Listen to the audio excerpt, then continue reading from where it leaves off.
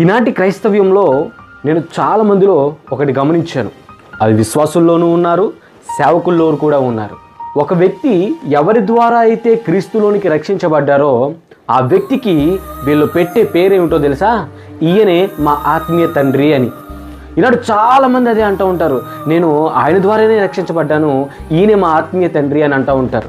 కానీ ప్రభు అయిన యేసుక్రీస్తు వారు ఏమని చెబుతున్నారో తెలుసా? మత్తయి సువార్త 23వ అధ్యాయము 9వ వచనంలో, మీరు ఈ భూలోకమందు ఎవరికైనాను తండ్రి అని పేరు పెట్టవద్దు, ఒకరే మీ తండ్రి, ఆయనే పరలోకమందు ఉన్నాడు.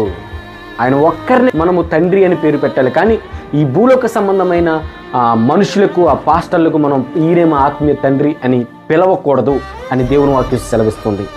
కాబట్టి వారిని ఈయన ద్వారా నేను రక్షించబడ్డాను అని, ఈయనే మా సేవకుడు అని చెప్పండి తప్ప ఈయనే మా ఆత్మీయ తండ్రి అని మాట మీరు